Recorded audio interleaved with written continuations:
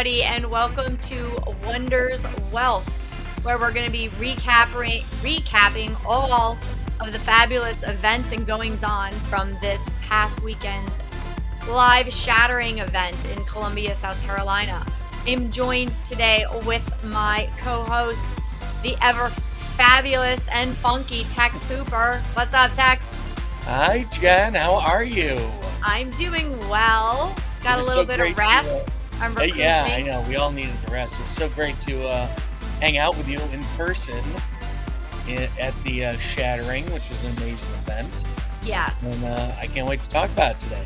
I know. And we have some super guests with us that we're going to bring in here shortly and get their take on the Shattering and what they liked and didn't like, and get some insight on the decks and cards and what their plans are. It's gonna be special. It is. Now, Jen, have you received your Kickstarter stuff yet? Have you received it? Mine will be here Friday. Mine is saying I have one that's saying Friday, one that I think is saying tomorrow. Oh, nice. So I'm not sure. So I'm hoping one tomorrow, one Friday, but if not, hopefully both Friday. Both mine are set for Friday, but I should be getting all the stuff from the Shattering that I sent myself because I couldn't take it on the plane with me. That should be arriving today. Oh, nice. Okay. So if you see me like dash away quickly, that's where you went? It's because UPS is upstairs and I have to sign for my Gotcha. Shattering. All right. So really no difference than when you're sitting there. Yeah, pretty much. Okay. All right. Basically.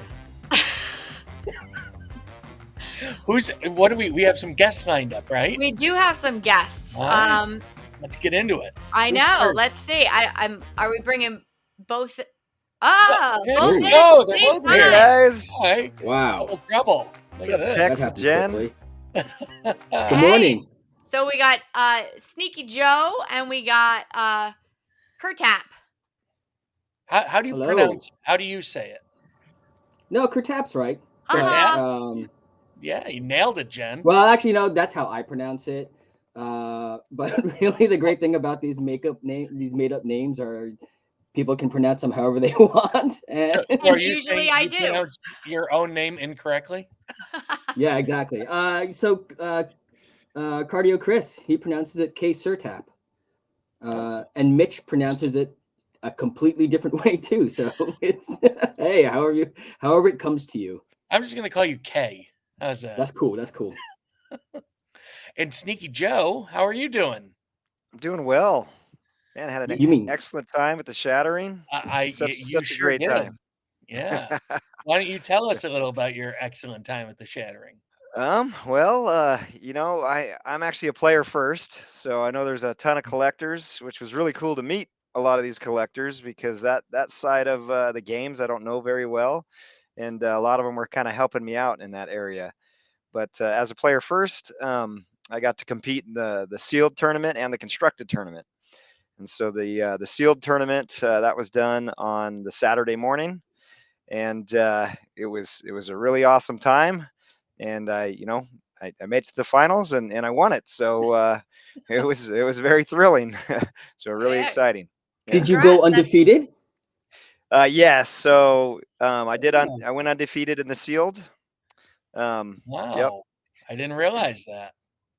And then you had some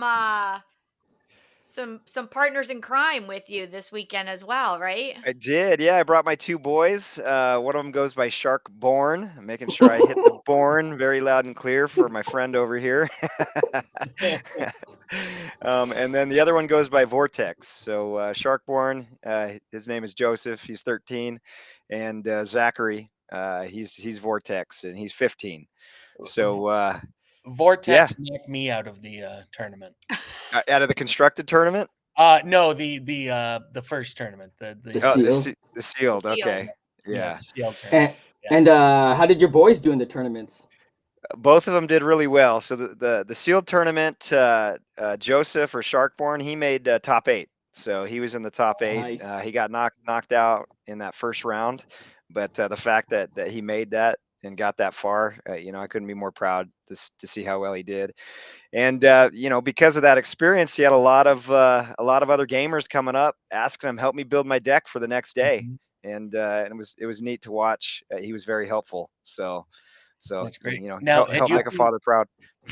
had you been Yeah. playing the game with them before the Shattering? Yes. So Sharkborn and I, we decided to jump in uh, right away. Once my buddy, he kind of sent me the link to the first Kickstarter.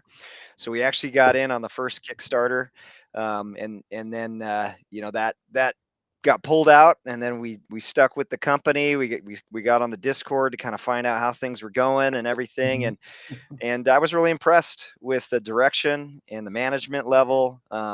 So we went right in for the second Kickstarter as well, and then we downloaded all the print and play decks. So Oh, at home, I had my kids, everyone. We downloaded these print and play, and then we're cutting them out, and took a long time to cut them all out, and then put them in sleeves. And then so we played quite a bit in the beginning, and those print and play decks were not the final product, by the way. So they have there was a lot of different mechanics that aren't there now that were there with the print and play decks. Did mhm. you It's did you did you end up ordering the test decks? I you mean, know I they did the print and play decks, right? But then they Yeah. actually printed actual cards and gaming pieces afterwards. That was like all generic. Did you end up getting that as well and playing with that? We did not actually. I wasn't quite familiar that you could order those. So we just kind of stuck with our print and play. Well, I feel And like you were better off. I ordered those, but had no one to play with. So and that Oh, yeah, no. So wah, wah. this weekend was the first time I had ever played. Who Yeah, Really? did you? yeah. What games were you playing prior to this? So to be honest, I had kind of left the gaming world. Okay, I've always been a gamer who loves to play. When I was younger, in my teenage years, I got into Magic. I think a lot of us did. But then I got out of Magic, and then later in my life, I had kids. They were getting older. I wanted to get back into Magic, but the game had changed so much. The Magic game wasn't the same as what I remember playing, and then it was like, man, this game has moved so far past where it was. They did have some kind of attractive things that they launched, like Dungeons and Dragons and Lord of the Rings, and that almost got me to jump back in. But I resisted. I said, no, I can't do it. And then my buddy and we went to JennConn. So not JennConn here, but there's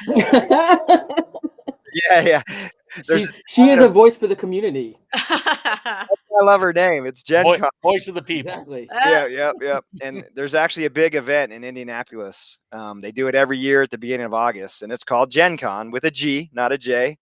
And 3 years ago, after years of not gaming, I met up with some of my buddies there, and we jumped into a bunch of different games and got to see a few different things. And that kind of and competed in some tournaments, just regular card tournaments like Hearts, things like that. And so it kind of brought up that kind of competitive fun that I enjoy. And then my buddy got me on to Wonders, and as we started, playing the print and play, I'm like, man, this is a really well built game. It has a little bit of a flavor of Magic, but it's its own. But the way the game is played, I think it's a lot more strategic, and it has in my opinion, it has a lot better flow to the game. So it was very attractive for that. And then when I started learning about the whole collectability side of it too, I'm like, wow, this is great. This sounds like this is something that can really be good for sustaining the gameplay. And then they also looked at I think, the issues with a lot of the other TCGs that were out there, and Mhm. some of the competitive gaming that goes on with them. And they came up with the deck balancing score, I believe it's what they Mhm. call it, the DBS. And I thought that was an incredibly great idea, because one of my issues with not wanting to come back into Magic was, man, I'm so far behind. I don't have any of the big cards or whatever's happened, all the power creep cards that have happened over time. The only way kind of a new person can get in is if they kind of do those pre-releases or whatever it is, but then you're always limited to that, right? And so the Wonders team coming up with this concept of the DBS score that was very intriguing to me. That tells me that there's always a level of competition or play based on the different cards. And as cards get older and older and harder to get, a lot of those cards are going to go up higher in that DVS score. And so newer players can come in with playing in the lower DBS score tournaments and that kind of thing. And so I'm really excited to see how that rolls out as the years go on with this game. Yeah, it's going to get really interesting once this gets fully released and we start to see tournaments, at LCSs around the country and stuff. It's going to be interesting to see how the scoring and all that works out and what comes to these cards, how much movement there is with certain cards and stuff. So there's a lot to come with the gameplay. It's going to be a lot of fun. Yeah. So, Kurtap, you said this was the first time you played the game. So I know, just because I know you previous to this, I know you're a lot more of a collector than a player. But did this weekend kind of change your mind a little bit? What do you think you're going to end up doing? I think it kind of did. I'm not a player by choice. I'm not a player because, in my direct circle of people, no one enjoys the hobby like this that I do.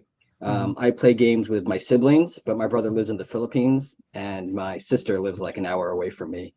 And, when we get together, we play like all games, like board games, card games. During the pandemic, we played games, remotely. So it's not that I didn't want to play. I just didn't have a lot of people to play with. But now I do, because I met all these people, face to face. And then I downloaded the TTS.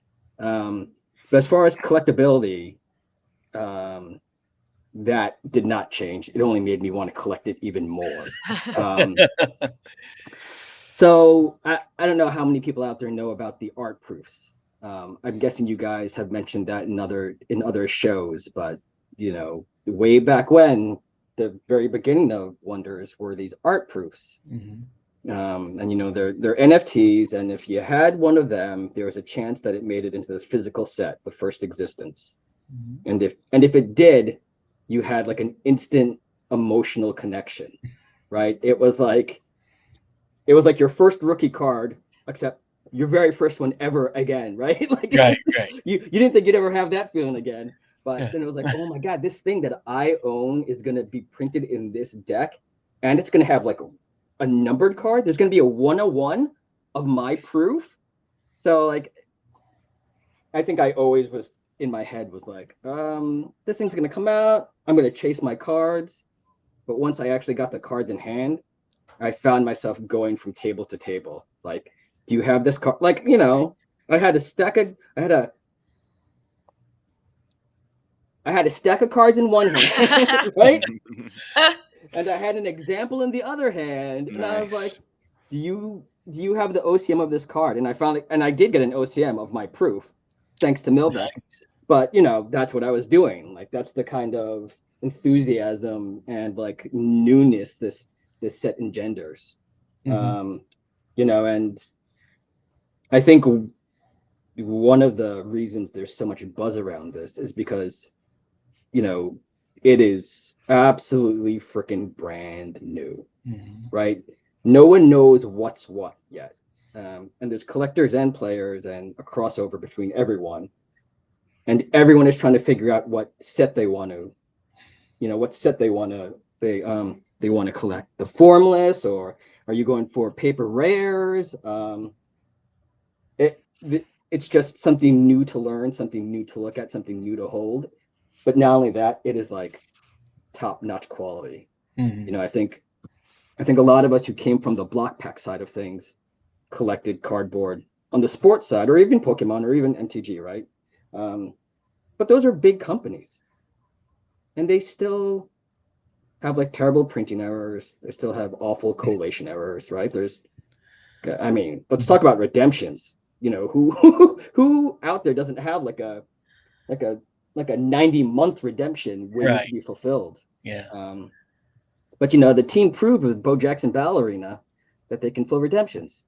quickly, right? So the quality that this set rolled off the line with it's astounding. It's such a great set, from collecting to playing. It's so exciting. Yeah, the quality that Frenchie demanded for this product really comes through when you get it in your hand. These cards, they feel great, they're durable, the foiling is incredible, especially on the 101s. I mean, the stone foils are just out of control. I wouldn't know about that. I didn't pull any of those. I haven't pulled one yet either, but I I haven't haven't pulled very either. much yet. Oh, I wonder who has. Yeah, The silent one. who The silent one has? over there in that corner. Huh. Up here, up I above wonder me. who it could be. Oh, this way. Um, What And No, was but your stone foil, Jen? Which one I'm did you sorry. get? What was your 101? Which was the one it was the it's I put her it's on the spot. it's such a wealth of riches Jen's had. It's hard to No, remember. it's not. I don't know. I know my proof names, but it wasn't one of my proofs, so I don't but remember. again, there's just so many cards, right? Yeah. Yes, Right? there are. Okay. And there's a one of every freaking card in the set. Every Yes. card. Yeah. It's So crazy. there are many one of ones to be had. What, And so it's like 401. one? So there's I think 9. 401 of one. Is it 409 with those Kickstarter starter decks? Oh yeah, if you That add had Yeah. that you had add those the extra extra ones. mythics. Yeah. Yeah. I'm And pretty what sure we they saw, have them too. maybe 10 of them, 10 101s hit at the Shattering, somewhere around there. There may have been 10. I think there's Maybe more than 8 to that. 10.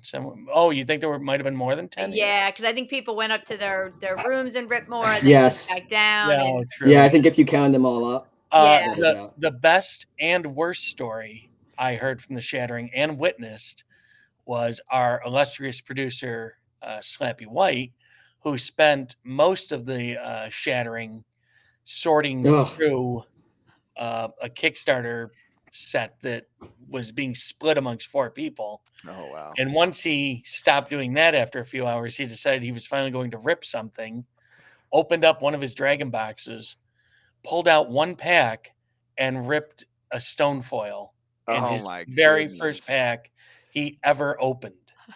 Wow. He hit a 101. And you know what he did after that? Nothing. He didn't rip a thing. He didn't even rip the other 3 packs. Yeah, I don't understand that. That's like It- that's like people who like walk into a casino and win like, $10,000 or $5,000 on their first slot pull, and then they walk away. No, you get you're supposed to worried that invest there's and make more. Yeah, you Yeah. get worried that you can only go down from there. I'm sure that might have been what he's That thinking. is, yes, I think that was part of it.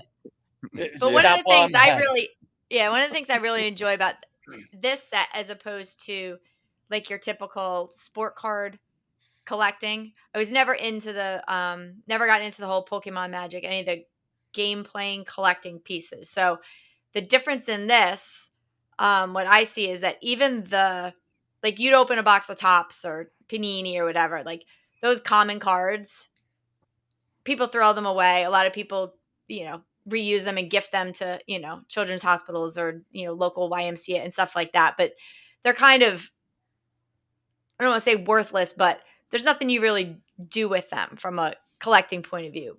Right. Here with this, because it's a game and because people are going to be actively out there, playing and trying to build the decks and all of that. And because all the papers have all the different rarities, and you don't get anything additional by playing with a formless foil or an OC or anything like that. So it makes it a lot more interesting as far as how the collectability side of the house is going to handle that. Mm-hmm. Yeah, I mean, it's my understanding that, with Magic nowadays, they have all these vanity sets, like all these like IPs, and they did something with the Transformers, right? Lord of the Rings, SpongeBob, I think too. Didn't I see a SpongeBob? Yeah, I think that just happened. And there's gonna be a Marvel set coming out too. Yeah. Oh, really? But from my understanding, there is a clear distinction between players and collectors. I mean, they literally put out a product that's called a collector's box, right? And then they have secret layer drops that are all these like niche sets. But it's my understanding that players want nothing to do with them because they don't do anything for the game. There's no That's not added the case value. here. That's Right. not the case here, like you said, Jen. I mean, And all these cards are playable, Yeah. and all these cards are Yeah. collectible. Yeah, I want to So- see. I want to see Kurtap. I want to see you playing that stun item that you have there. oh yeah. Yeah, Proof. no, I mean, I want to see that in your deck. I want Well, to see you and- throw it down. And with the I'd love scoring to. system, Yeah. but that, you you know, know, a so card that's that another you- like, that's you know- another for collectors and players alike. I mean, I remember growing up and taking baseball cards and looking at the statistics, right? This is all new language. These are all new descriptions. You know, like it's gonna be fun to just sit down with a stack of cards and just go through them one by one and read what they do and then try to figure out, oh, okay, I can use this card. This one doesn't fit my strategy. And then along the way, figure out, oh, how did this epic get into the uncommon pile? Let me put that in the sleeve, you know, because yeah. you And know, with I feel like the scoring system they've created, a card, a common card or something that might seem worthless, at this point, 6 months from now, might end up being a very powerful card. Depending on how the once people begin to play and the scoring starts to shake out and stuff. So yeah, all the cards are adorable vermin, right? Well, I actually Yeah. think they It's did it. it's a small card, but it's super effing popular, right? yeah.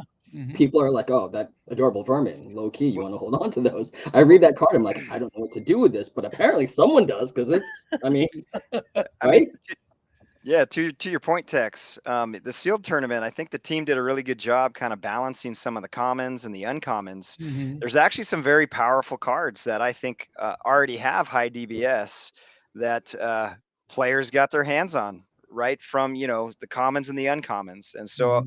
I think that's a smart move that they made because how many packs can the average person buy all the time, right? And so if they can at least buy a few packs and they have some commons and uncommons that are actually Mhm. powerful cards, it allows them to enjoy the game because they don't feel like they have to chase the mightiest cards that very very few people can find or get.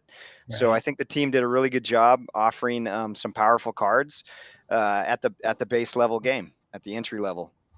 Yeah, I agree. Now, Kay, how much do you plan on keeping sealed, if any? I'm always going to try to keep at least one box sealed of everything.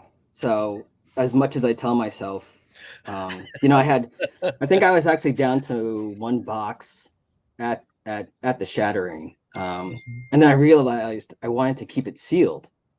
But luckily, I was sitting next to Dr. Birdman, who was still ripping and had a stack of sealed that he was going to go through. Right. And he was like, "Do you want one of my sealed?" And I was like, "Yes."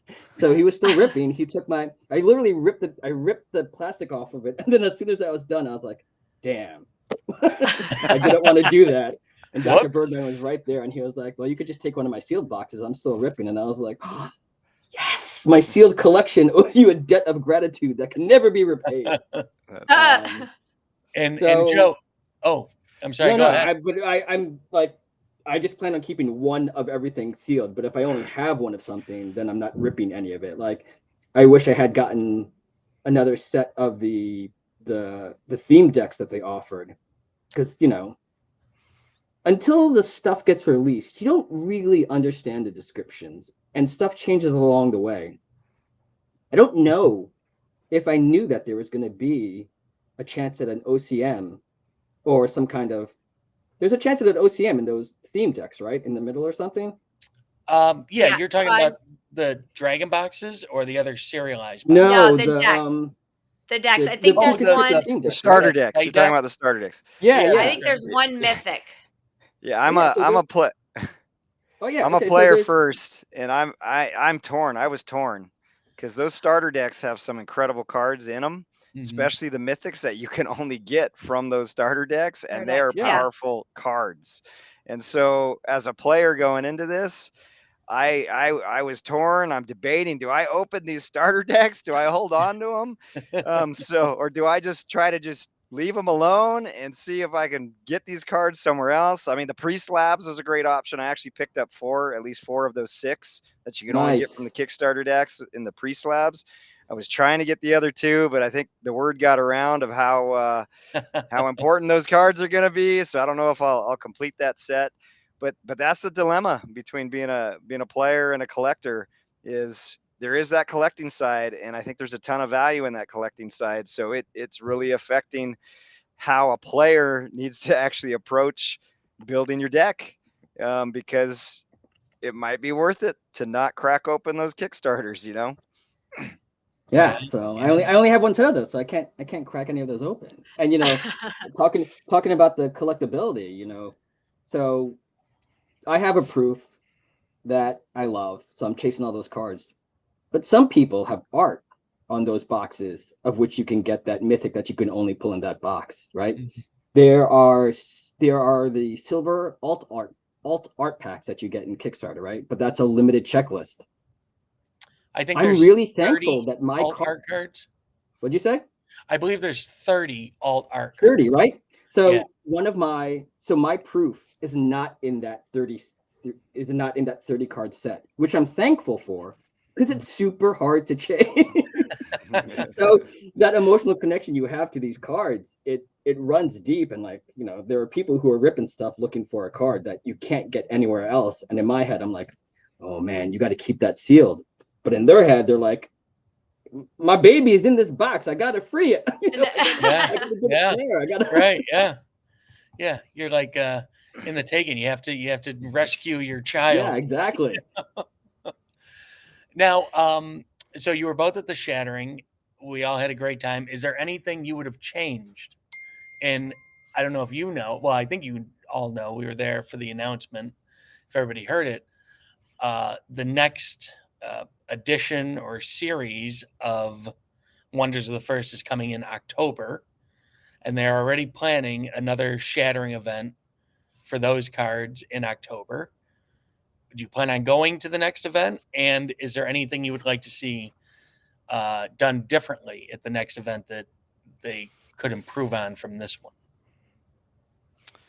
I'll go ahead and answer. That was an amazing event. To be fair and honest, I brought my 2 boys. I thought this would be some good father son time, and it was that and more.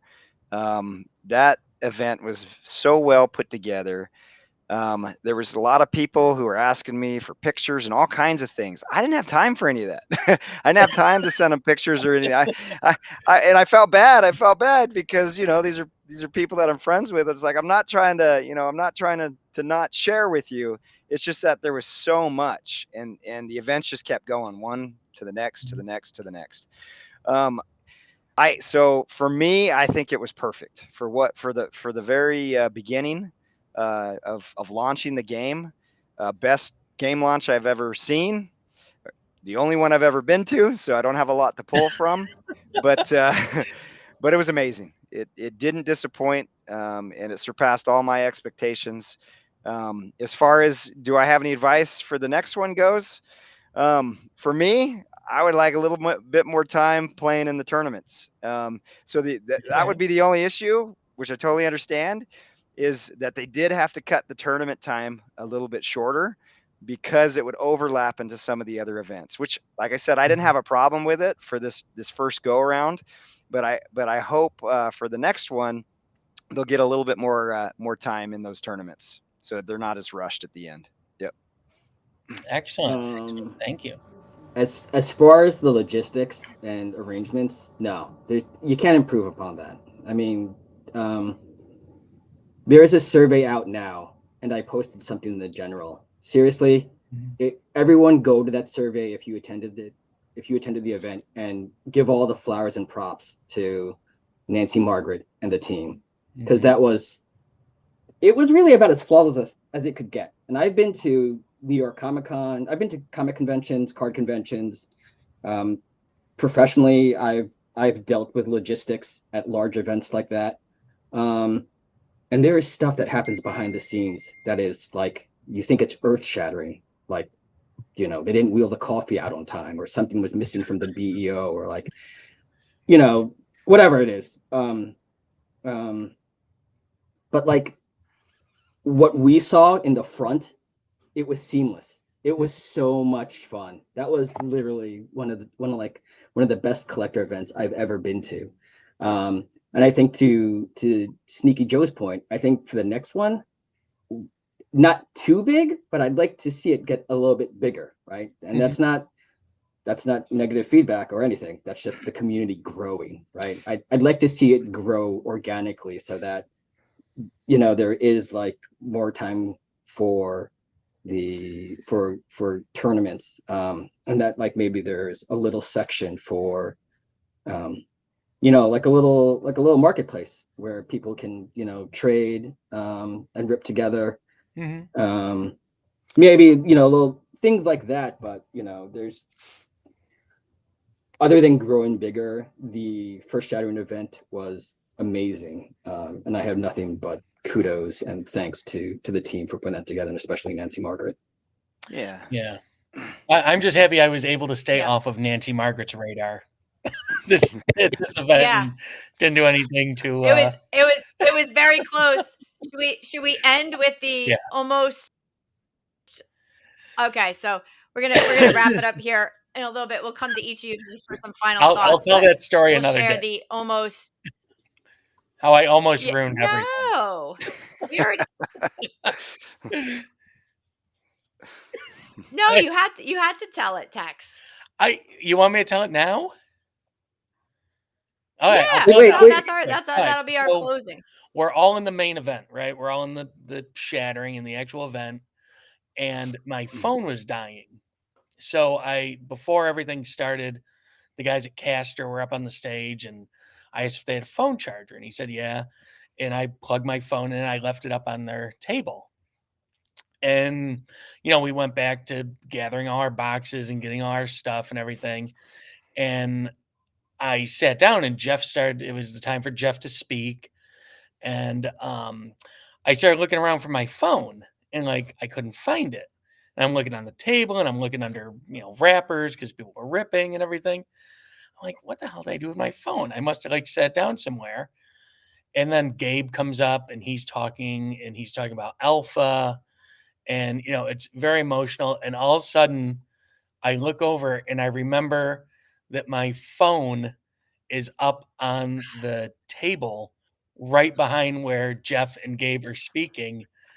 And I started to flop sweat because I'm thinking, oh my God, my phone is going to ring any second and disrupt the entire thing. And I'm going to have to run up there like a moron and grab my phone and interrupt the entire thing.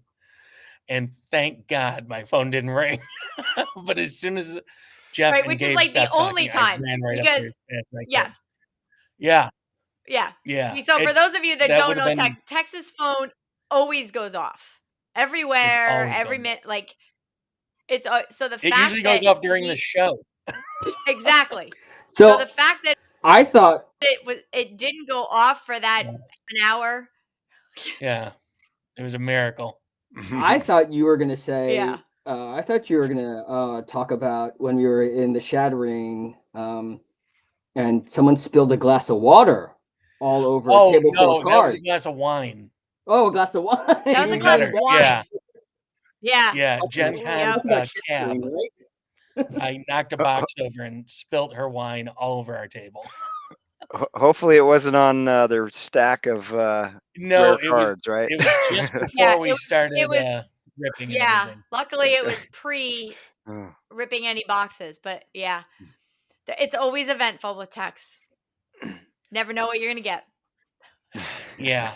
But good times. Thank you guys, so much for joining us on Wonders Wealth here. Is there a little final thought or closing each of you guys would like to give before we shuffle you off? Sure. Hey, this game is awesome. So anyone who's out there listening that's not into this game yet, telling you get into this game. From a collector standpoint and from a player standpoint, it serves both, and it's rich. It's very rich, and I want to thank the Wonders team because they put so much effort into this. You can tell they believe in it, and that energy that energy is shared. I think the community is feeling that. That's in here. You can tell that this game's going to be big, and I want to thank them for everything that they did.